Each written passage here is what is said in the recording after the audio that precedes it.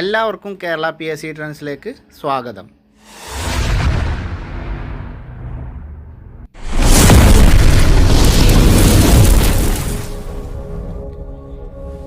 വനങ്ങളും വനവിഭവങ്ങളും പരിസ്ഥിതി വിഭവങ്ങളും പരിസ്ഥിതി പ്രശ്നങ്ങളും എന്നുള്ള നമ്മുടെ മൊഡ്യൂളിലെ രണ്ടാമത്തെ SCERT ക്ലാസ്സാണ് ഇന്നത്തേത്. ഇന്ന് നമ്മൾ ചർച്ച ചെയ്യുന്നത് 6ാം ക്ലാസ്സിലെ തന്നെ 12ാമത്തെ അധ്യായമായ പ്രകൃതിയുടെ വരദാനം എന്നുള്ള ചാപ്റ്ററാണ്. ഈ മൊഡ്യൂളിൽ നമ്മൾ ആദ്യം ചർച്ച ചെയ്തത് 6ാം ക്ലാസ്സിലെ 6ാമത്തെ അധ്യായമായിരുന്നു, വൈവിധ്യങ്ങളുടെ ലോകം എന്നുള്ള ആ ചാപ്റ്ററായിരുന്നു. ഇന്ന് നമ്മൾ ചർച്ച ചെയ്യുന്നത് 6ാം ക്ലാസ്സിലെ തന്നെ 12ാമത്തെ അധ്യായമായ പ്രകൃതിയുടെ വരദാനം എന്നുള്ള അവസാനത്തെ ചാപ്റ്ററാണ്. ഇനി നമുക്ക് ഇതിൽ ഒരു 4 ചാപ്റ്റർ കൂടി പഠിക്കാനുണ്ട്. 8ാം ക്ലാസ്സിൽ ഒരു ചാപ്റ്ററും പിന്നെ 9ാം ക്ലാസ്സിൽ ഒരു 3 ചാപ്റ്ററും കൂടിയാണ് ഇതിലിനി പഠിക്കാനുള്ളത്.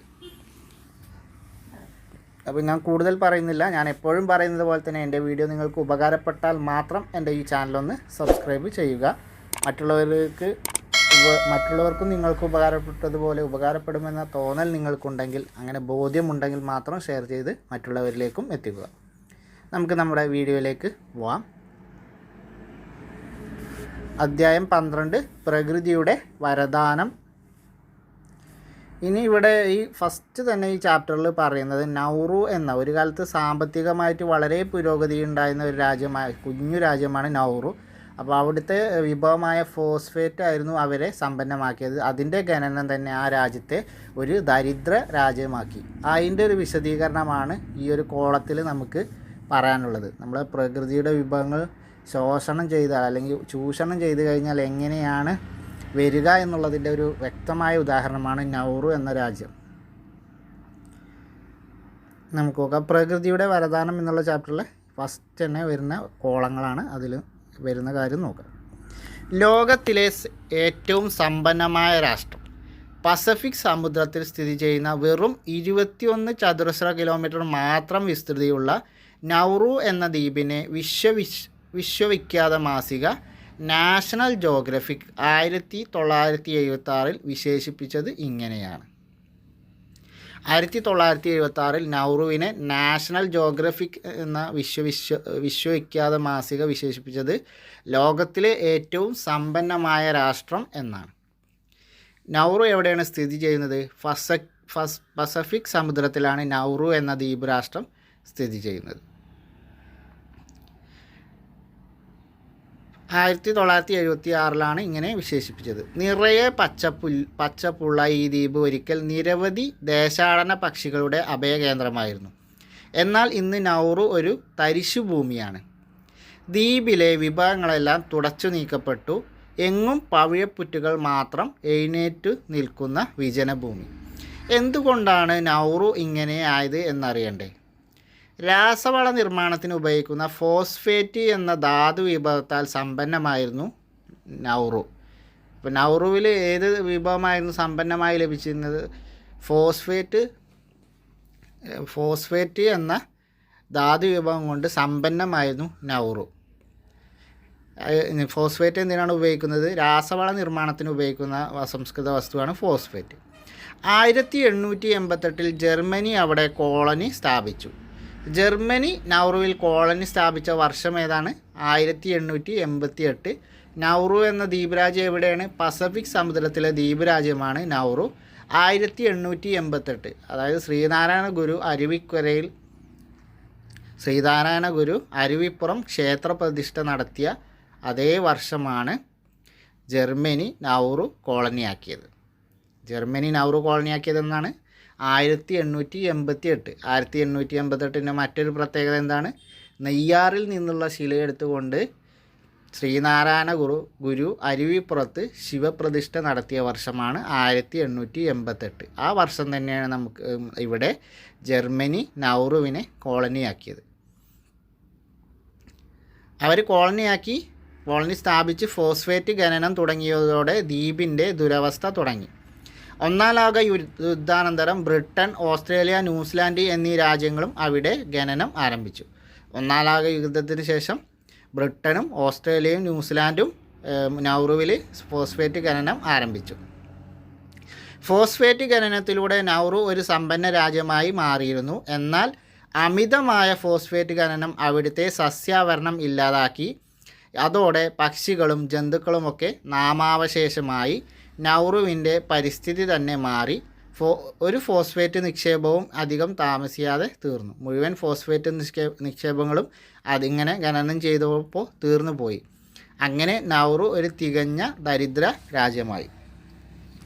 അങ്ങനെ ഫോസ്ഫേറ്റ് ഖനനം ചെയ്ത എല്ലാ ഫോസ്ഫേറ്റും തീർന്നു പോയപ്പോൾ നൗറു ഒരു ദരിദ്ര രാജ്യമായി മാറി. ഫോസ്ഫേറ്റ് ഖനനം തുടങ്ങിയപ്പോൾ തന്നെ അവിടുത്തെ പരിസ്ഥിതികളൊക്കെ മാറ്റം വന്നു. അവിടുത്തെ ജന്തുജാലങ്ങളൊക്കെ നശിച്ചു.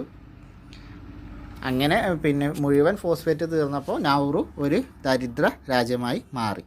ഒരു വിഭവ ചൂഷണം എങ്ങനെയാണ് ഒരു രാജ്യത്തെ തകർക്കുന്നത് എന്നാണ് നമുക്ക് ഇതിൽ നിന്ന് മനസ്സിലാക്കാനുള്ളത്. ഫോസ്ഫേറ്റ് എന്ന ധാതു വിഭവത്താൽ ഒരിക്കൽ സമ്പന്നമാവുകയും പിന്നീട് അതേ ധാതു വിഭവത്തിൻ്റെ ശോഷണം മൂലം ദരിദ്രമാവുകയും ചെയ്ത നൗറു എന്ന രാജ്യത്തെക്കുറിച്ച് വായിച്ചുവല്ലോ. അപ്പോൾ അതാണ് ഫോസ്ഫേറ്റ് കൊണ്ട് സമ്പന്നമായിരുന്ന ആ രാജ്യമാണ് അതിൻ്റെ ശോഷണം മൂലം നശിച്ചത്. വിഭവങ്ങൾ, വിഭവ ശോഷണം, അതുപോലെ വിഭവ സംരക്ഷണം എന്നിവയാണ് ഈ ചാപ്റ്ററിൽ പഠിക്കാനുള്ളത് എന്ന് നമ്മളോട് പറയാണ്. ഇനി നോട്ട് ചെയ്യേണ്ട പോയിൻ്റാണ് എന്താണ് വിഭവങ്ങൾ എന്നുള്ളതാണ് നോട്ട് ചെയ്യേണ്ട പോയിൻ്റ്. എന്താണ് വിഭവങ്ങൾ? പ്രകൃതിയിൽ കാണുന്നതും മനുഷ്യന് ഉപയോഗപ്രദമായ വസ്തുക്കളെ വിഭവങ്ങൾ എന്ന് പറയുന്നു. എന്താണ് വിഭവങ്ങൾ? മനുഷ്യന് ഉപയോഗപ്രദമായ പ്രകൃതിയിൽ കാണപ്പെടുന്ന വസ്തുക്കളെയാണ് വിഭവങ്ങൾ എന്ന് പറയുന്നത്. ഒന്നും കൂടി, മനുഷ്യന് ഉപയോഗപ്രദമായ പ്രകൃതിയിൽ കാണപ്പെടുന്ന വസ്തുക്കളെ വിഭവങ്ങൾ എന്നാണ് പറയുന്നത്. എന്താണ് വിഭവങ്ങൾ? മനുഷ്യന് ഉപകാരപ്രദമായ പ്രകൃതിയിൽ കാണപ്പെടുന്ന വസ്തുക്കളാണ് വിഭവങ്ങൾ എന്ന് പറയുന്നത്. ഇനി പ്രകൃതി വിഭവങ്ങൾ എന്താണ്? പ്രകൃതി വിഭവങ്ങൾ എന്ന് പറഞ്ഞാൽ പ്രകൃതിയിൽ നിന്ന് നേരിട്ട് ലഭിക്കുന്നതും ഉപയോഗയോഗ്യവുമായ വിഭവങ്ങളാണ് പ്രകൃതി വിഭവങ്ങൾ. നമ്മളിപ്പോൾ വിഭവങ്ങൾ എന്താണെന്ന് പറഞ്ഞു, പ്രകൃതിയിൽ കാണുന്നതും മനുഷ്യന് ഉപയോഗപ്രദമായ സംഭവങ്ങളാണ് വിഭവങ്ങൾ എന്ന് പറയുന്നത്. എന്നാൽ പ്രകൃതി വിഭവങ്ങൾ എന്ന് പറഞ്ഞാൽ പ്രകൃതിയിൽ നിന്ന് നേരിട്ട് ലഭിക്കുന്നതും ഉപയോഗപ്രദവുമായ വിഭവങ്ങളാണ് പ്രകൃതി വിഭവങ്ങൾ. പ്രകൃതിയിൽ നിന്ന് നേരിട്ട് ലഭിക്കും, അതുപോലെ ഉപയോഗപ്രദമായ വിഭവങ്ങളാണ് പ്രകൃതി വിഭവങ്ങൾ. വെറും വിഭവങ്ങൾ എന്ന് പറഞ്ഞാൽ മനുഷ്യന്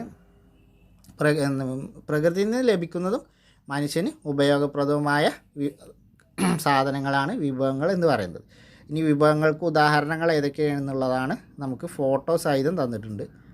ശിലകൾ, അതുപോലെ കാറ്റ്. വിഭവങ്ങൾക്ക് ഉദാഹരണമാണ് ശിലകൾ, കാറ്റ്, അതുപോലെ ജലം.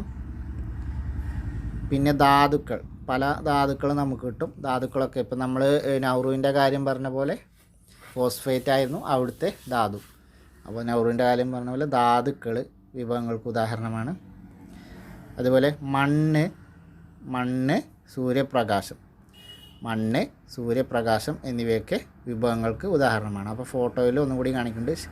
ശിലകൾ, ജലം, മണ്ണ്, കാറ്റ്, ധാതുക്കൾ, സൂര്യപ്രകാശം ഇവയൊക്കെ വിഭവങ്ങൾക്ക് ഉദാഹരണമാണ്. വായു, സൂര്യപ്രകാശം, കാറ്റ്, മരങ്ങൾ, ജലം എന്നിങ്ങനെ എണ്ണിയാലൊടുങ്ങാത്ത വിഭവങ്ങളാൽ സമ്പന്നമാണ് നമ്മുടെ പ്രകൃതി. നിങ്ങൾ കണ്ടെത്തിയ വിഭവങ്ങളിൽ ചിലത് ജീവനുള്ളവയാണ്, മറ്റു ചിലത് ജീവനില്ലാത്തവയും. ജീവനുള്ള വിഭവങ്ങളെ ജൈവ വിഭവങ്ങളെന്നും ജീവനില്ലാത്തവയെ അജൈവ വിഭവങ്ങളെന്നും പറയും. അപ്പോൾ വിഭവങ്ങളിൽ ജീവനുള്ള വിഭവങ്ങളുണ്ട്, ജീവനില്ലാത്ത വിഭവങ്ങളുണ്ട്. അത് നമുക്ക് പേരിൽ തന്നെ കിട്ടും. ജീവനുള്ളത് ജൈവ വിഭവങ്ങളെന്നും ജീവനില്ലാത്തത് അജൈവ വിഭവങ്ങളെന്നും പറയുന്നു. ജീവനുള്ളത് ജൈവ വിഭവങ്ങളും ജീവനില്ലാത്തത് എന്ത് പറയും? അജൈവ വിഭവങ്ങളും. അപ്പോൾ വിഭവങ്ങളിൽ ജീവനുള്ളത് ജീവനില്ലാത്തത് ജൈവ വിഭവവും അജൈവ വിഭവവും. ഭൂമിയിൽ മനുഷ്യൻ ഉപയോഗിക്കുന്ന പ്രകൃതി വിഭവങ്ങളിൽ ചിലത് എക്കാലത്തും ലഭ്യമാണ്. എന്നാൽ മറ്റു ചില വിഭവങ്ങൾ ഉപയോഗിക്കുന്നതിനനുസരിച്ച് തീർന്നു പോകുന്നവയാണ്. ഭൂമിയിൽ വിഭവങ്ങൾ ഉണ്ടെന്നുണ്ടെങ്കിലും അത് പ്രകൃതി വിഭവങ്ങളിൽ ചിലത് എല്ലാ കാലത്തും ലഭ്യമാണ്. എന്നാൽ ചില വിഭവങ്ങൾ എന്താണ്? ഉപയോഗിക്കുന്നതിനനുസരിച്ച് തീർന്നു പോകുന്ന വിഭവങ്ങളുണ്ട്. അപ്പോൾ ഭൂമിയിൽ മനുഷ്യൻ ഉപയോഗിക്കുന്ന വിഭവങ്ങളിൽ ചിലത് എല്ലാ കാലത്തും ലഭ്യമാണ്, എന്നാൽ മറ്റു ചില വിഭവങ്ങൾ എന്താണ്, ഉപയോഗിക്കുന്നതിനനുസരിച്ച് തീർന്ന് പോകുന്ന വിഭവങ്ങളും ഉണ്ട്. ഇനി ഫോട്ടോ തന്നിട്ടുണ്ട്. ഫോട്ടോയിൽ നമുക്ക് നോക്കി പഠിക്കാനാണ്. കാറ്റ് നമുക്ക് തീർന്നു പോവില്ല, ഉപയോഗിക്കുന്നതനുസരിച്ച് തീർന്നു പോകാത്തതാണ് കാറ്റ്. എന്നാൽ കൽക്കരിയോ, കൽക്കരി നമ്മൾ ഉപയോഗത്തിനനുസരിച്ച് തീർന്നു പോകുന്നതാണ് കൽക്കരി. ജലം തീർന്നു പോവില്ല, ഉപയോഗിച്ചതിനനുസരിച്ച് തീർന്നു പോകാത്തതാണ് ജലം. പ്രകൃതിവാതകം ഉപയോഗിക്കുന്നതിനനുസരിച്ച് തീർന്നു പോകും. സൂര്യപ്രകാശം തീർന്നു പോവില്ല. വനം തീർന്നു പോവില്ല. എന്നാൽ പെട്രോളിയം ഉപയോഗിക്കുന്നതിനനുസരിച്ച് തീർന്നു പോകും. മണ്ണ് തീർന്നു പോവില്ല. ഇരുമ്പയിരും ഉപയോഗിക്കുന്നതിനനുസരിച്ച് തീർന്നു പോകും. ഇനി നമുക്ക് ഇത് കോളമാക്കി കൊടുക്കാനാണ്. എക്കാലത്തും ലഭ്യമായ വിഭവങ്ങൾ ഉപയോഗത്തിനനുസരിച്ച് തീർന്നു പോകുന്ന വിഭവങ്ങൾ എന്ന് പറഞ്ഞുകൊണ്ട് നമുക്ക് കോളമാക്കാനാണ്. ഇപ്പോൾ നമ്മൾ ഫോട്ടോ കണ്ടത് കോളമാക്കാനാണ്. അതിന് 2 കാറ്റഗറിയാണ്. എക്കാലത്തും ലഭ്യമായ വിഭവങ്ങളെ പുനഃസ്ഥാപിക്കപ്പെടുന്ന വിഭവങ്ങളെന്നും എക്കാലത്തും ലഭ്യമാവാത്ത അല്ലെങ്കിൽ ഉപയോഗത്തിനനുസരിച്ച് തീർന്നു പോകുന്ന വിഭവങ്ങൾ എന്തൊക്കെയാണ്, പുനഃസ്ഥാപിക്കപ്പെടാത്ത വിഭവങ്ങൾ എന്നും പറയുന്നു. പുനഃസ്ഥാപിക്കപ്പെടുന്ന വിഭവങ്ങളും പുനഃസ്ഥാപിക്കപ്പെടാത്ത വിഭവങ്ങളും. വിഭവങ്ങളെ നമുക്ക് 2 തരത്തിൽ തരംതിരിക്കാം. പുനഃസ്ഥാപിക്കപ്പെടുന്ന വിഭവങ്ങളും പുനഃസ്ഥാപിക്കപ്പെടാത്ത വിഭവങ്ങളും. ഇങ്ങനെ 2 ടൈപ്പായിട്ട് നമുക്ക് വിഭവങ്ങളെ തരംതിരിക്കാൻ കഴിയും. ഇതിൽ പുനഃസ്ഥാപിക്കാൻ കഴിയുന്ന അല്ലെങ്കിൽ എല്ലാ കാലത്തും ലഭ്യമായ വിഭവങ്ങൾക്ക് ഉദാഹരണമാണ് കാറ്റ്, നമ്മൾ മുകളിൽ പറഞ്ഞ ജലം, അതുപോലെ സൂര്യപ്രകാശം എന്നിവയൊക്കെ. എന്നാൽ ഉപയോഗത്തിനനുസരിച്ച് തീർന്നു പോകുന്ന വിഭവങ്ങൾക്ക് ഉദാഹരണമാണ് കൽക്കരി, പെട്രോളിയം, പ്രകൃതിവാതകം, ഇരുമ്പയിര് എന്നിവയൊക്കെ.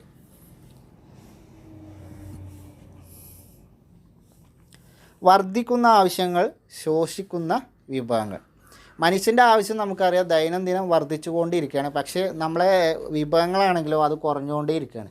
മനുഷ്യൻ്റെ ആവശ്യങ്ങൾ കൂടിക്കൊണ്ടിരിക്കുകയും വിഭവങ്ങൾ കുറഞ്ഞുകൊണ്ടിരിക്കുകയും ചെയ്യുന്ന ഒരവസ്ഥയാണ് നിലവിൽ ലോക സാഹചര്യത്തിൽ ഉള്ളത്. പ്രകൃതി വിഭവങ്ങളെ മനുഷ്യൻ തനിക്കു വേണ്ടി മാത്രമുള്ളതെന്ന ധാരണയിൽ യഥേഷ്ടം ഉപയോഗിച്ച് കൊണ്ടിരിക്കുന്നു. ജനസംഖ്യാ വർധനവ്, ശാസ്ത്ര സാങ്കേതിക പുരോഗതി, മെച്ചപ്പെട്ട വാർത്താവിനിമയ സൗകര്യങ്ങൾ, വ്യവസായവൽക്കരണം എന്നിവ പ്രകൃതി വിഭവങ്ങളുടെ ആവശ്യകത വർദ്ധിപ്പിച്ചു. പ്രകൃതി വിഭവങ്ങളുടെ ആവശ്യകത വർദ്ധിപ്പിച്ച കാര്യങ്ങൾ എന്തൊക്കെയാണ്? ജനസംഖ്യാ വർധനവും ശാസ്ത്ര സാങ്കേതിക പുരോഗതിയും മെച്ചപ്പെട്ട വാർത്താവിനിമയ സൗകര്യങ്ങളും വ്യവസായവൽക്കരണങ്ങളുമാണ് പ്രകൃതി വിഭവങ്ങളുടെ ആവശ്യകത വർദ്ധിപ്പിച്ചത്. ഇത് അമിതമായ വിഭവശോഷണത്തിന് വഴിതെളിച്ചു. അനിയന്ത്രിതമായ ഉപഭോഗം മൂലം വിഭവങ്ങളുടെ അളവിലും ഗുണത്തിലും ഉണ്ടാകുന്ന കുറവാണ് വിഭവ ശോഷണം. എന്താണ് വിഭവ ശോഷണം എന്ന് പറഞ്ഞാൽ? അനിയന്ത്രിതമായ ഉപയോഗം മൂലം വിഭവങ്ങളുടെ അളവിലും ഗുണത്തിലും ഉണ്ടാകുന്ന കുറവാണ് വിഭവ ശോഷണം. ഒന്നുകൂടി, അനിയന്ത്രിതമായ ഉപഭോഗം മൂലം വിഭവങ്ങളുടെ അളവിലും ഗുണത്തിലും ഉണ്ടാകുന്ന കുറവാണ് വിഭവ ശോഷണം എന്നറിയപ്പെടുന്നത്. പ്രകൃതിയെ അശാസ്ത്രീയമായി ചൂഷണം ചെയ്യുന്നതിനാൽ പല അമൂല്യ വിഭവങ്ങളും നഷ്ടമാകുകയും പ്രകൃതിയുടെ തനതായ സ്വഭാവത്തിൽ മാറ്റം വന്നു തുടങ്ങുകയും ചെയ്യുന്നു. പ്രകൃതിയെ അശാസ്ത്രീയമായി ചൂഷണം ചെയ്യുന്നത് കൊണ്ട് എന്താണ് സംഭവിക്കുന്നത്? പല അമൂല്യമായ വിഭവങ്ങളും നമുക്ക് നഷ്ടമാവുകയും അതുപോലെ പ്രകൃതിയുടെ തനതായ ഒരു സ്വഭാവമുണ്ട്, അതിൽ മാറ്റം വന്നുകൊണ്ടിരിക്കുകയും ചെയ്യുന്നുണ്ട്. അതിൻ്റെ ഉദാഹരണമാണ് നമ്മളെ ഈ കാലാവസ്ഥാ വ്യതിയാനങ്ങളൊക്കെ.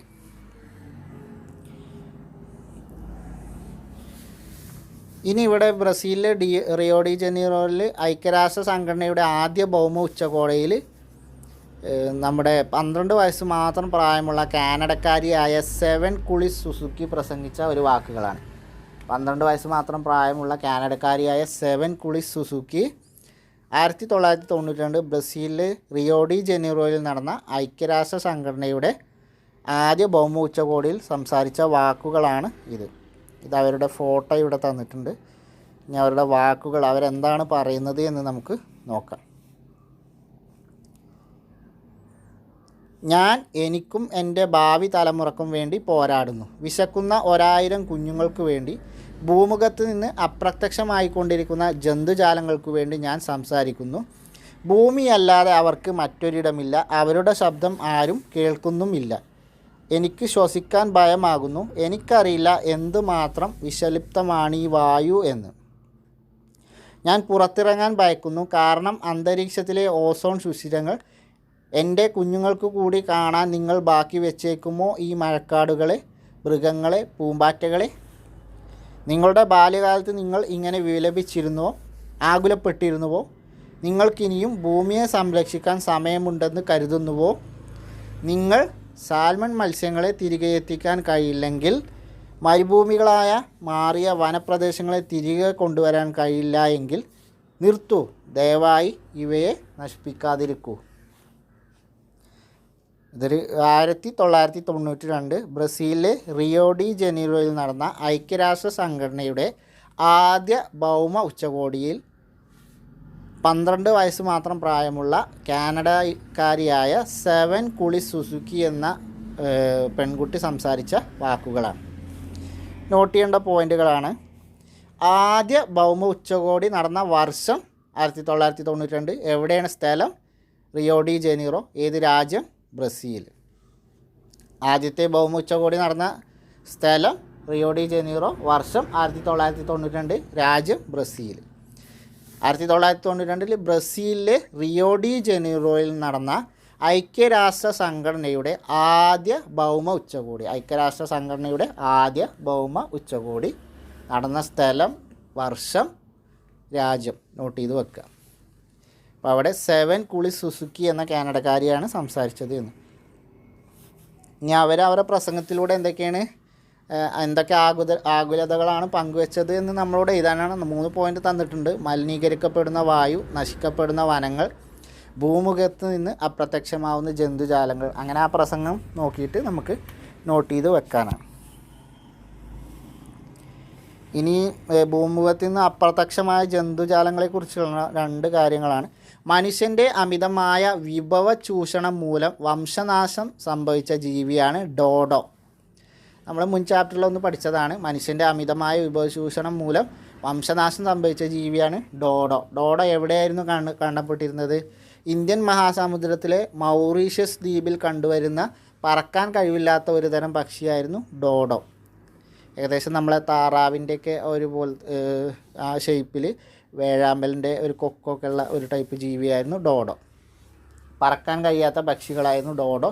ഇവ വന്നിരുന്നത് ഇന്ത്യൻ മഹാസമുദ്രത്തിലെ മൗറീഷ്യസ് ദ്വീപിലായിരുന്നു. ഇന്ത്യൻ മഹാസമുദ്രത്തിലെ മൗറീഷ്യസ് ദ്വീപിലായിരുന്നു ഡോഡോ പക്ഷികളെ കണ്ടിരുന്നത്. ഇവയെ അമിതമായി വേട്ടയാടി ഭക്ഷണമാക്കിയത് കൊണ്ടാണ് ഇവക്ക് വംശനാശം സംഭവിച്ചത്. ഭക്ഷണത്തിന് വേണ്ടി കൊന്നൊടുക്കി. ഈ പക്ഷികളെ മാംസത്തിന് വേണ്ടി കൊന്നൊടുക്കിയപ്പോൾ ഭൂമുഖത്തിൽ നിന്ന് അവ അപ്രത്യക്ഷമായി. അതുപോലെ ഇന്ത്യയിലുണ്ടായിരുന്ന ഒരു കന്നുകാലി വർഗ്ഗത്തിൽ വംശനാശം സംഭവിച്ച ഒരു കന്നുകാലി വർഗ്ഗമാണ് അറോച്ചി എന്ന കന്നുകാലി വർഗ്ഗം. ഇന്ത്യയിലുണ്ടായിരുന്ന അറോച്ചി എന്ന കന്നുകാലി വർഗ്ഗം, ഏഷ്യൻ ചീറ്റപ്പുലി എന്നിവയും അന്യം നിന്ന് പോയവയാണ്. വംശനാശം സംഭവിച്ച മറ്റു ജീവികൾക്ക് ഉദാഹരണമാണ് ഇന്ത്യയിലുണ്ടായിരുന്ന അറോച്ചി എന്ന കന്നുകാലി വർഗ്ഗം. ഇന്ത്യയിൽ ഉണ്ടായിരുന്ന അറോച്ചി എന്ന കന്നുകാലി വർഗ്ഗവും അതുപോലെ ഏഷ്യൻ ചീറ്റപ്പുലി എന്ന ഒരു ചീറ്റപ്പുലി വിഭാഗവും ഭൂമിയിൽ നിന്ന് അന്യം നിന്ന് പോയ ജന്തു വിഭാഗങ്ങളാണ്. ഏഷ്യൻ ചീറ്റപ്പുലിയും കറോച്ചി എന്ന കന്നുകാലി വർഗ്ഗവും അതേപോലെ ഇന്ത്യൻ മഹാസമുദ്രത്തിലെ മൗറീഷ്യസ് ദ്വീപിലുണ്ടായിരുന്ന ഡോഡോ പക്ഷിയും വംശനാശം സംഭവിച്ച ജീവികൾക്ക് ഉദാഹരണങ്ങളാണ്. ഇനി ലോക പരിസ്ഥിതി ദിനം ആചരിക്കുന്നതിനെ കുറിച്ചാണ് പറഞ്ഞത്. ലോക പരിസ്ഥിതി ദിനം എന്നാണ്, ജൂൺ 5 ലോക പരിസ്ഥിതി ദിനം എന്ന് നമുക്കറിയാം. അതിന് കാരണമായ സംഭവമാണ് പറയുന്നത്. 1972 ജൂണിൽ സ്റ്റോക്ക്ഹോമിൽ നടന്ന മാനവ പരിസ്ഥിതിയെക്കുറിച്ചുള്ള ഐക്യരാഷ്ട്ര സംഘടനയുടെ സമ്മേളനത്തിൽ ഇന്ത്യയുടെ പ്രധാനമന്ത്രി ശ്രീമതി ഇന്ദിരാഗാന്ധി നടത്തിയ പ്രസംഗം ഐക്യരാഷ്ട്രസഭയെ ജൂൺ 5 ലോക പരിസ്ഥിതി ദിനമായി ആചരിക്കാനുള്ള തീരുമാനത്തിലെത്തിച്ചു. ജൂൺ 5 ലോക പരിസ്ഥിതി ദിനമായി ആചരിക്കാൻ ഐക്യരാഷ്ട്രസഭയെ പ്രേരിപ്പിച്ച പ്രസംഗം ആരുടേതാണ്? നമുക്ക് അഭിമാനിക്കാവുന്ന കാര്യമാണ്. നമ്മുടെ പ്രധാനമന്ത്രിയായിരുന്ന ഇന്ദിരാഗാന്ധിയുടെ പ്രസംഗമാണ് ജൂൺ 5 ലോക പരിസ്ഥിതി ദിനമായി ആചരിക്കാൻ ഐക്യരാഷ്ട്രസഭയെ പ്രേരിപ്പിച്ചത്. അല്ലെങ്കിൽ അങ്ങനെ തീരുമാനത്തിന് അവർക്ക് പ്രചോദനമായത്, അങ്ങനെ ഒരു തീരുമാനമെടുക്കാൻ അവർക്ക് കാരണമായതൊക്കെ ഇന്ദിരാഗാന്ധിയുടെ പ്രസംഗമാണ്. അപ്പോൾ പരിസ്ഥിതി ദിനം എന്നാണ്, ജൂൺ 5 ആരുടെ പ്രസംഗമാണ് ഐക്യരാഷ്ട്രസഭയെ അതിന് പ്രേരിപ്പിച്ചത്? ഇന്ദിരാഗാന്ധിയുടെ പ്രസംഗമാണ്. ഇനി ആ പ്രസംഗം ഏതാണ്? 1972 ജൂണിൽ സ്റ്റോക്ക്ഹോമിൽ നടന്ന പ്രസംഗമാണ്. 1972 ജൂണിൽ സ്റ്റോക്ക്ഹോമിൽ വെച്ച് നടന്ന മാനവ പരിസ്ഥിതിയെക്കുറിച്ചുള്ള ഐക്യരാഷ്ട്രയുടെ സമ്മേളനത്തിലെ പ്രസംഗം. മാനവ പരിസ്ഥിതിയെക്കുറിച്ചുള്ള ഐക്യരാഷ്ട്ര സംഘടനയുടെ സമ്മേളനത്തിലെ പ്രസംഗത്തിൽ എവിടെ വെച്ച്? സ്റ്റോക്ക്ഹോമിൽ വെച്ച് 1972 ജൂണിൽ നടന്നു. 1972 ജൂണിൽ സ്റ്റോക്ക്ഹോമിൽ വെച്ച് നടന്ന മാനവ പരിസ്ഥിതിയെക്കുറിച്ചുള്ള ഐക്യരാഷ്ട്ര സംഘടനയുടെ സമ്മേളനത്തിൽ ഇന്ദിരാഗാന്ധി നടത്തിയ പ്രസംഗമാണ് ജൂൺ 5 പരിസ്ഥിതി ദിനമായി ആചരിക്കാൻ ഐക്യരാഷ്ട്രസഭയ്ക്ക്, അല്ലെങ്കിൽ അങ്ങനെ ആ തീരുമാനത്തിലെത്താൻ ഐക്യരാഷ്ട്രസഭയെ പ്രേരിപ്പിച്ചത്. 1972 ജൂണ് സ്റ്റോക്ക്ഹോം മാനവ പരിസ്ഥിതിയെക്കുറിച്ചുള്ള ഐക്യരാഷ്ട്ര സംഘടനയുടെ സമ്മേളനം, ഇന്ദിരാഗാന്ധി, ജൂൺ 5 പരിസ്ഥിതി ദിനം. ഇങ്ങനെ നോട്ട് ചെയ്ത് വെക്കുക. അത് കണക്റ്റഡ് ഫാക്റ്റാണ്, അങ്ങനെ തന്നെ നോട്ട് ചെയ്ത് വെക്കുക. അത് മുമ്പൊരു പ്രീവിയസ് ക്വസ്റ്റ്യൻ ചോദിച്ചിരുന്നു. ഇന്ദിരാഗാന്ധി ആരുടെ പ്രസംഗമാണ് പരിസ്ഥിതി ദിനം ആചരിക്കാൻ ഐക്യരാഷ്ട്രസഭയെ തീരുമാനത്തിലെത്തിച്ചത് എന്നുള്ളത് പ്രീവിയസ് ക്വസ്റ്റ്യൻ ആയിരുന്നു. ഇനി ഇവിടെ ഫോട്ടോയിൽ കാണിക്കുന്നത് വിഭവങ്ങൾ അശ്രദ്ധമായി ഉപയോഗിച്ചാൽ എന്തൊക്കെ സംഭവിക്കും എന്നുള്ളതാണ്. ഇവിടെ നമുക്ക് ഓരോ ഫോട്ടോ സഹിതം 4 ഫോട്ടോകൾ തന്നിട്ടുണ്ട് നമ്മളോട്. വനഭൂമികൾ തരിശു ഭൂമികളായി മാറും എന്നുള്ളതൊക്കെ ഇങ്ങനെ നമ്മളോട് കണ്ടെത്തി എഴുതാനാണ് പറഞ്ഞിട്ടുള്ളത്.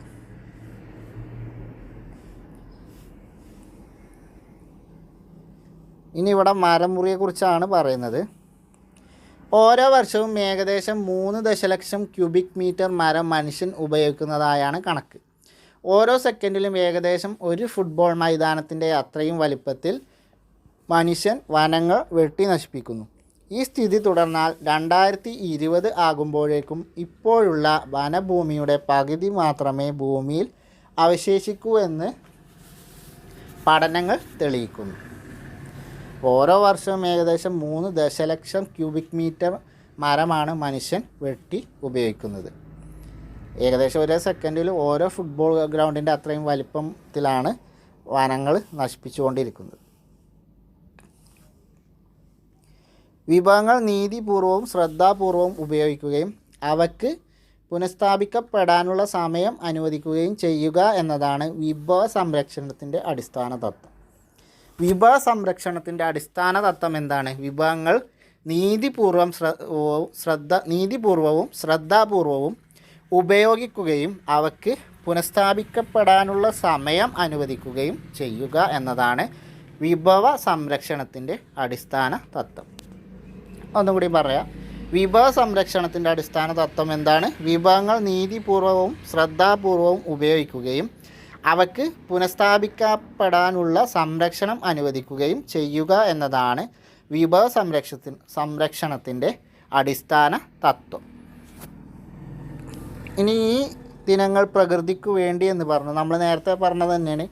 ജൂൺ 5 ലോക പരിസ്ഥിതി ദിനം, അതുപോലെ ഏപ്രിൽ 22 ലോക ഭൗമ ദിനം. ജൂൺ 5 പരിസ്ഥിതി ദിനം. ജൂൺ 5 പരിസ്ഥിതി ദിനം മിക്കവർക്കും അറിയാം. ഏപ്രിൽ 22 ലോക ഭൗമ ദിനം. അപ്പോൾ ലോക ഭൗമ ദിനം എന്നാണ്. ഏപ്രിൽ 22 ലോക ഭൗമ ദിനം. ജൂൺ 5 ലോക പരിസ്ഥിതി ദിനവും ഏപ്രിൽ 22 ലോക ഭൗമ ദിനവും. ഇനി നമുക്കിവിടെ ഓരോ ഇത് കണക്ട് ചെയ്ത് വെക്കാനാണ്. നമുക്ക് ഓരോ ഫോട്ടോ തന്നിട്ടുണ്ട്. അതേപോലെ വിഭവ സമ്പത്ത്, ബദൽ മാർഗ്ഗങ്ങൾ എന്ന് പറഞ്ഞ് തന്നിട്ടുണ്ട്. അപ്പോൾ ആദ്യത്തത് മാർക്ക് ചെയ്ത് തന്നിട്ടുണ്ട്. വായു സമ്പത്ത്. നമ്മളെ വണ്ടികളെ ഫോട്ടോ തന്നിട്ട് വായു സമ്പത്ത് അത് നേരെ കണക്ട് ചെയ്ത് എങ്ങനെയാണ്? അതിന് ബദൽ വായു സമ്പത്ത് സംരക്ഷിക്കാനുള്ള പ്രധാന മാർഗ്ഗം എന്താണ്? പൊതുഗതാഗത സൗകര്യങ്ങൾ കൂടുതൽ ഉപയോഗിക്കുക, അന്തരീക്ഷ മലിനീകരണമില്ലാത്ത ഇന്ധനങ്ങൾ ഉപയോഗിക്കുക. ജലസമ്പത്ത് എങ്ങനെ നമുക്ക് ഇതാക്കാം? അത് ഇതിലേതാ കണക്ട് ചെയ്യുക? ശുദ്ധജലം പാഴാക്കാതിരിക്കുക, മഴവെള്ളക്കൊയ്ത്ത് പോലുള്ള ജലസംരക്ഷണ മാർഗങ്ങൾ സ്വീകരിക്കുക. ഇനി വനസമ്പത്തോ? വനസമ്പത്തിന് ഇതിൽ യോജിക്കുന്ന എന്താണ്? വനനശീകരണം തടയുക, തരിശു ഭൂമികളിൽ മരങ്ങൾ വെച്ച് പിടിപ്പിക്കുക. ഇനി ഊർജ്ജ സമ്പത്ത് അഥവാ ഊർജ്ജ ഉറവിടങ്ങൾ സംരക്ഷിക്കാൻ വൈദ്യുതി ഉപകരണങ്ങളും ലൈറ്റുകളും ആവശ്യത്തിന് മാത്രം പ്രവർത്തിപ്പിക്കുക. പാരമ്പര്യേതര ഊർജ്ജ സ്രോതസ്സുകളായ സൂര്യപ്രകാശം, കാറ്റ് മുതലായവ കൂടുതൽ ആശ്രയിക്കുക. പാരമ്പര്യേതര ഊർജ്ജ സ്രോതസ്സുകൾക്ക് ഉദാഹരണം എന്താണ്? സൂര്യപ്രകാശം, കാറ്റ്. പാരമ്പര്യ ഊർജ്ജ സ്രോതസ്സുകൾ ഉദാഹരണമാണ് കൽക്കരി, പെട്രോളിയം, പ്രകൃതിവാതകം എന്നിവയൊക്കെ. അവിടെ അതാണ് ആ കോളത്തിൽ തന്നിട്ടുള്ളത്. ഭൂമിയിൽ പ്രകൃതി വിഭവങ്ങൾ പരിമിതമാണെങ്കിലും അവ സംരക്ഷിക്കപ്പെടേണ്ടതാണെന്ന് ബോധ്യമായല്ലോ എന്ന് പറഞ്ഞിട്ട് അവിടെയൊന്നുമില്ല. വിഭവ വിനിയോഗം വിവേകപൂർണമായിരിക്കണം. ഇനി വിഭവ സംരക്ഷണവും ഇന്ത്യയിലെ നിയമങ്ങളും. വിഭവങ്ങൾ സംരക്ഷിക്കുന്നതിന് വേണ്ടി ഇന്ത്യയിലുള്ള നിയമങ്ങൾ എന്തൊക്കെയാണെന്ന് നോക്കാം.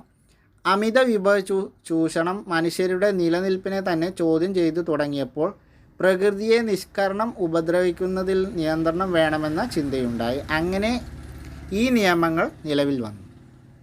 വിഭവ സംരക്ഷണത്തിന് വേണ്ടി ഇന്ത്യയിൽ വന്ന നിയമങ്ങൾ ഏതൊക്കെയാണ്?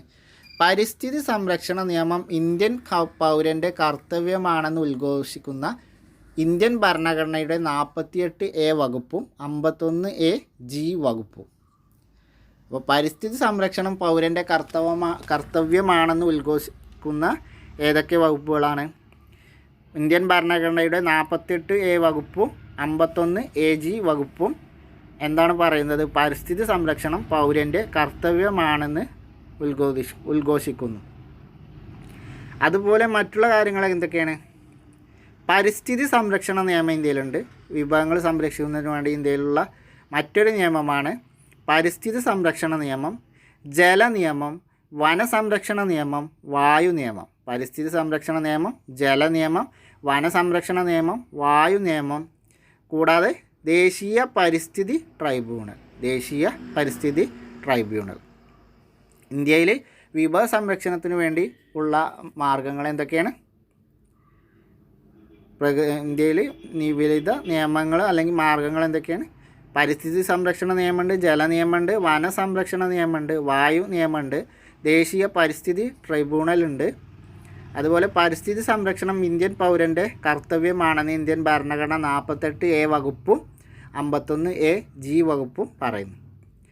അപ്പോൾ രണ്ട് വകുപ്പുകൾ ഓർത്തിരിക്കുക. 48A വകുപ്പും 51AG വകുപ്പും എന്താണ് പറയുന്നത്? പരിസ്ഥിതി സംരക്ഷണം ഇന്ത്യൻ പൗരൻ്റെ കടമയാണ് എന്നാണ് പറയുന്നത്. പരിസ്ഥിതി സംരക്ഷണം ഇന്ത്യൻ പൗരൻ്റെ കടമയാണ് എന്ന് ഉദ്ഘോഷിക്കുന്ന ഭരണഘടനാ വകുപ്പുകളാണ് 48Aയും 51AGയും. ഇനി വിഭവ സംരക്ഷണം കേരളത്തിൽ എന്ന് പറഞ്ഞുകൊണ്ട് ഹെഡിങ് കൊടുത്തിട്ടുണ്ട്. പെരിയാർ നദീ സംരക്ഷണത്തിന് വേണ്ടിയുള്ള ജനമുന്നേറ്റം 1999 ജല അതോറിറ്റി സ്ഥാപിക്കുന്നതിന് കാരണമായി. കേരളത്തിൽ ജല അതോറിറ്റി സ്ഥാപിച്ചത് എന്നാണ്? 1999 അതിന് കാരണമായത് എന്താണ്? പെരിയാർ നദീ സംരക്ഷണത്തിന് വേണ്ടിയുള്ള ജനമുന്നേറ്റമാണ്. പെരിയാർ നദീ സംരക്ഷണത്തിന് വേണ്ടിയുള്ള ജനമുന്നേറ്റമാണ് 1999 ജല അതോറിറ്റി രൂപീകരിക്കാൻ കാരണമായത്. ജല അതോറിറ്റി നിലവിൽ വന്ന വർഷം 1999. പെരിയാർ സംരക്ഷണത്തിന് വേണ്ടിയുള്ള ജനമുന്നേറ്റമാണ് അതിന് കാരണമായത്. ഇത്തരത്തിലുള്ള ജനകീയ വിരുദ്ധ മുന്നേറ്റങ്ങളിലൂടെയും സർക്കാർ തലത്തിലുള്ള ഇടപെടലുകളിലൂടെയും നിരവധി നിയമങ്ങൾ വിഭവ സംരക്ഷണവുമായി ബന്ധപ്പെട്ട് കേരളത്തിൽ നിലവിൽ വന്നിട്ടുണ്ട്. അതുപോലെ ജനകീയ മുന്നേറ്റങ്ങളിലൂടെയും അതേപോലെ സർക്കാർ തലത്തിലുള്ള ഇടപെടലുകളുടെയൊക്കെ നിരവധി നിയമങ്ങൾ വിഭവ സംരക്ഷണവുമായി ബന്ധപ്പെട്ട് കേരളത്തിൽ വന്നിട്ടുണ്ട്. അവക്ക് ഉദാഹരണങ്ങൾ ഏതൊക്കെയാണ്? നെൽവയൽ സംരക്ഷണ നിയമവും തണ്ണീർത്തട സംരക്ഷണ നിയമവും. നെൽവയൽ സംരക്ഷണ നിയമവും തണ്ണീർത്തട സംരക്ഷണ നിയമവും ഇങ്ങനെ ഇതുപോലെ കേരളത്തിലെ വിഭവ സംരക്ഷണത്തിനുള്ള നിയമങ്ങൾക്ക് ഉദാഹരണമാണ്.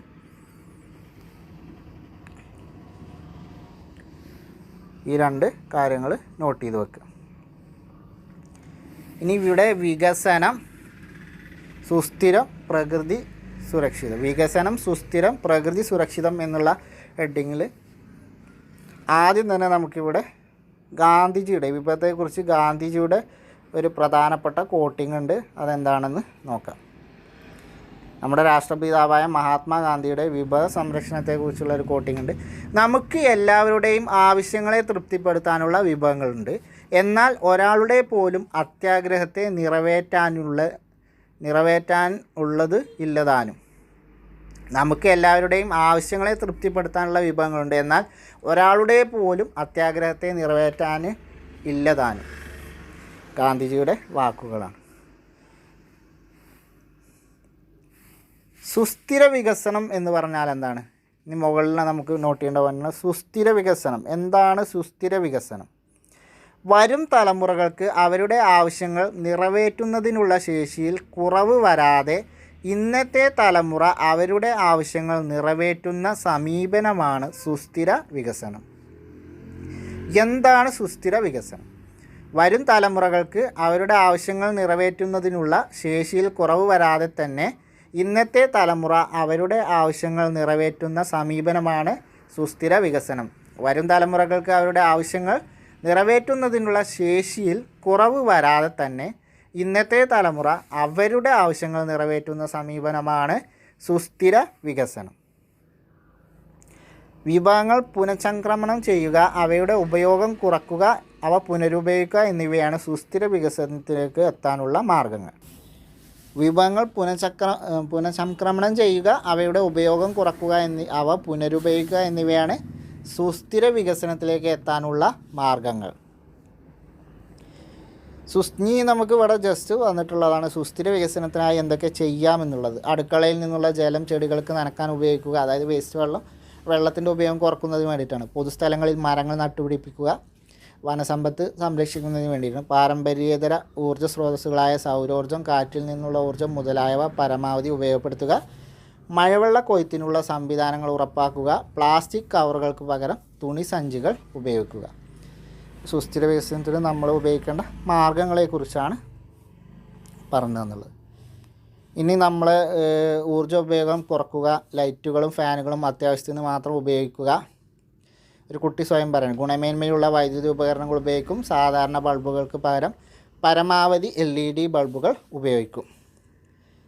അതേപോലെ വസ്തുക്കളെ പുനരുപയോഗപ്പെടുത്തുന്നത് പേപ്പർ, കുപ്പി, തുണി എന്നിവയൊക്കെ വീണ്ടും ഉപയോഗിക്കും എന്നുള്ളതൊക്കെയാണ്. ഇത്രയാണ് നമുക്ക് ഈ ഒരു ചാപ്റ്ററിൽ പഠിക്കാനുള്ളത്.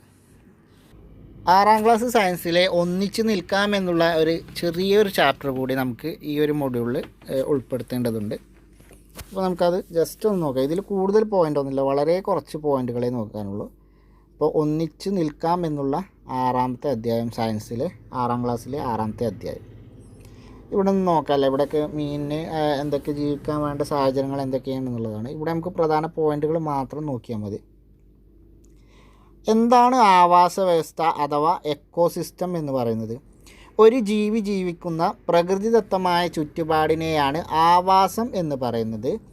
ജീവിയ ഘടകങ്ങളും അജീവീയ ഘടകങ്ങളും ഉൾപ്പെടുന്നതും അവയുടെ പരസ്പര ബന്ധത്തിലൂടെ നിലനിൽക്കുന്നതുമായ സംവിധാനമാണ് ആവാസ വ്യവസ്ഥ. ആവാസ വ്യവസ്ഥ അഥവാ എക്കോസിസ്റ്റം എന്താണ്? ആവാസം എന്താണെന്ന് പറഞ്ഞാൽ ഒരു ജീവി ജീവിക്കുന്ന പ്രകൃതിദത്തമായ ചുറ്റുപാടിനെയാണ് ആവാസം എന്ന് പറയുന്നത്. ജീവിയ ഘടകങ്ങളും അജീവീയ ഘടകങ്ങളും ഉൾപ്പെടുന്ന അവയുടെ പരസ്പര ബന്ധത്തിലൂടെ നിലനിൽക്കുന്നതുമായ സംവിധാനത്തെയാണ് ആവാസ വ്യവസ്ഥ എന്ന് പറയുന്നത്. ഒന്നുകൂടി പറയാം. ഒരു ജീവി ജീവിക്കുന്ന പ്രകൃതിദത്തമായ ചുറ്റുപാടിനെ ആവാസം എന്ന് പറയുന്നു.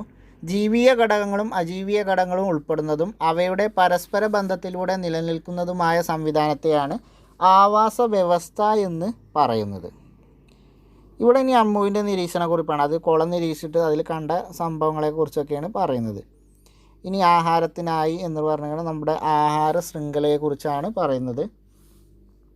ആദ്യം നമ്മൾ പുൽച്ചാടി, അതേപോലെ പുൽച്ചാടി ഭക്ഷിക്കുന്നു, പുൽച്ചാടിയെ തവള ഭക്ഷിക്കുന്നു, തവളയെ പാമ്പ് ഭക്ഷിക്കുന്നു അല്ലെങ്കിൽ നീർക്കോല് ഭക്ഷിക്കുന്നു എന്നുള്ളത് ഇങ്ങനെ കാണിച്ചു തന്നിക്കാണ്. അതേപോലെ ഇവിടെ മാന് പുല്ലിനെ ഭക്ഷിക്കുന്നു, മാനിന് സിംഹം ഭക്ഷിക്കുന്നു. ആ ഒരു ആഹാരബന്ധം അങ്ങനെ നമുക്ക് കാണിച്ചു തന്നതാണ് എന്തൊക്കെയെന്നുള്ളത്. പുല്ല്, മാന്, സിംഹം, പുല്ല്, മാന്, പുൽച്ചാടി, പുഴു, അങ്ങനെ നമുക്ക് അടിസ്ഥാനമായിട്ട് നമുക്ക് യോജിപ്പിക്കാൻ തന്നിട്ടുണ്ട്. ഈ ഭക്ഷ്യശൃംഖലയിലെ ആദ്യ കണ്ണി എപ്പോഴും ഹരിത സസ്യമായിരിക്കും. ഇപ്പോൾ നമ്മളിപ്പോൾ ഭക്ഷ്യശൃംഖലയെക്കുറിച്ചാണ് ഇപ്പോൾ ഈ ഇതിൽ കണ്ടത്. അപ്പോൾ ഭക്ഷ്യശൃംഖലയിൽ എപ്പോഴും ആദ്യത്തെ കണ്ണി സസ്യഭുക്കായിരിക്കും. അവസാനത്തെ കണ്ണി എപ്പോഴും മാംസഭോജിയുമായിരിക്കും.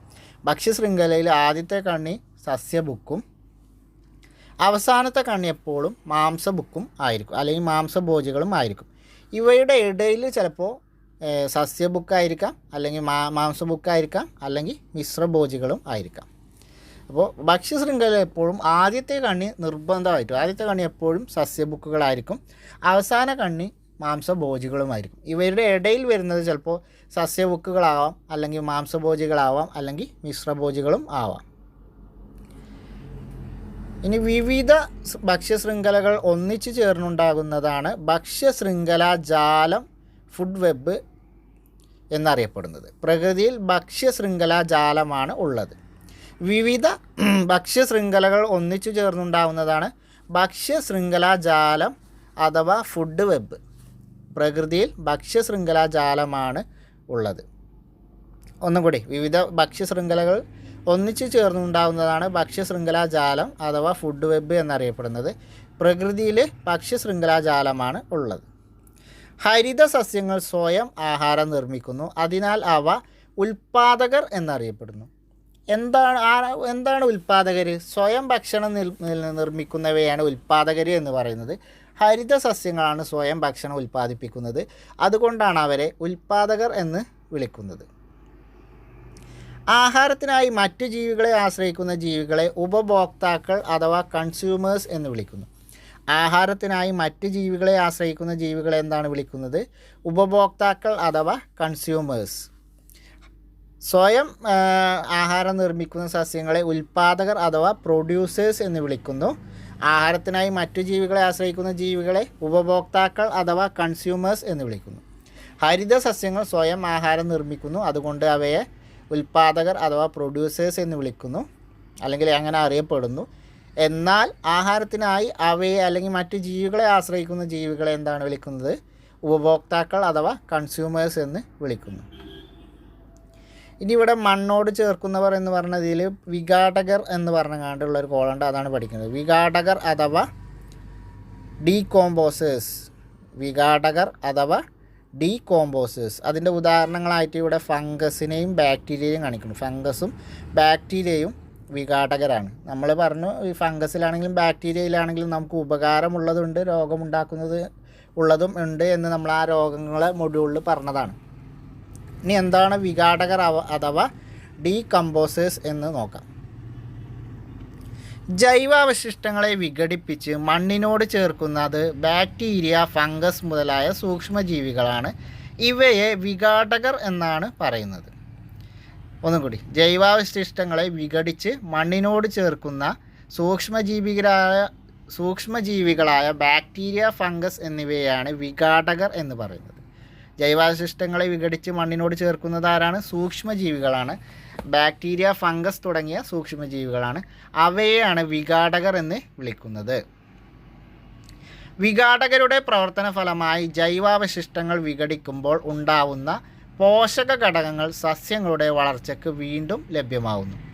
വിഘാടകരുടെ പ്രവർത്തന ഫലമായി ഉണ്ടാകുന്നത് എന്താണ്? ജൈവാവശിഷ്ടങ്ങളാണ്. അവ വിഘടിക്കുമ്പോൾ ഉണ്ടാവുന്ന പോഷക ഘടകങ്ങൾ സസ്യങ്ങളുടെ വളർച്ചയ്ക്ക് വീണ്ടും ലഭ്യമാവുന്നു. വിഘാടകരുടെ പ്രവർത്തന ഫലമായി ജൈവാവശിഷ്ടങ്ങൾ വിഘടിക്കുമ്പോൾ ഉണ്ടാകുന്ന പോഷക ഘടകങ്ങൾ സസ്യങ്ങളുടെ വളർച്ചയ്ക്ക് വീണ്ടും ലഭ്യമാവുന്നു. ഇനി ഇതിൻ്റെ ഒരു ഡയഗ്രത്തിൻ്റെ ഫോട്ടോ കൊടുക്കുന്നുണ്ട്. ഉപഭോക്താക്കൾ, ആഹാരം, ഉൽപ്പാദകർ, ആഗിരണം, പോഷക ഘടകങ്ങൾ, അതുപോലെ മൃതാവശിഷ്ടം, വിഘാടകർ, വിഘാടനം എന്നൊക്കെ പറഞ്ഞിട്ട് നമുക്ക് പഠിക്കാൻ വേണ്ടിയിട്ടുണ്ട്. ഇതിൽ കൂടുതൽ പോയിൻറ്റ്സ് ഒന്നും പഠിക്കാനുള്ള, പക്ഷേ എന്നാലും നോട്ട് ചെയ്യേണ്ട ഇങ്ങനത്തെ ബേസിക് കുറച്ച് പോയിൻറ്റുകളേ ഉള്ളൂ. സയൻസ് ആകുമ്പോൾ ഇതിൽ കൂടുതൽ പ്രത്യേകിച്ച് ചെറിയ ക്ലാസ്സിലൊന്നും ഡീപ്പായി പോകേണ്ട കാര്യങ്ങളില്ല. ഉൽപ്പാദകർ, ഉപഭോക്താക്കൾ, വിഘാടകർ, അജീവിയ ഘടകങ്ങൾ എന്നിവയെല്ലാം ഒരു ആവാസ വ്യവസ്ഥയുടെ ഭാഗമാണ്. ഒരു ആവാസ വ്യവസ്ഥയുടെ ഭാഗമായ കാര്യങ്ങൾ എന്തൊക്കെയാണ്? ഉൽപ്പാദകർ, വിഘാടകർ, ഉപഭോക്താക്കൾ, അജീവിയ ഘടകങ്ങൾ എന്നിവയ്ക്ക് ആവാസ വ്യവസ്ഥയുടെ ഭാഗമാണ്. ഇത്രയാണ് ഈ ഒരു ചാപ്റ്ററിൽ നമുക്ക് പഠിക്കാനുള്ളത്. അപ്പോൾ നമുക്ക് അടുത്തൊരു ചാപ്റ്ററുമായി ഈ ഒരു മൊഡ്യൂളിൽ തന്നെ അടുത്തൊരു ചാപ്റ്ററുമായി നാളെ കാണാം. അതുവരെ എല്ലാവർക്കും താങ്ക് യു.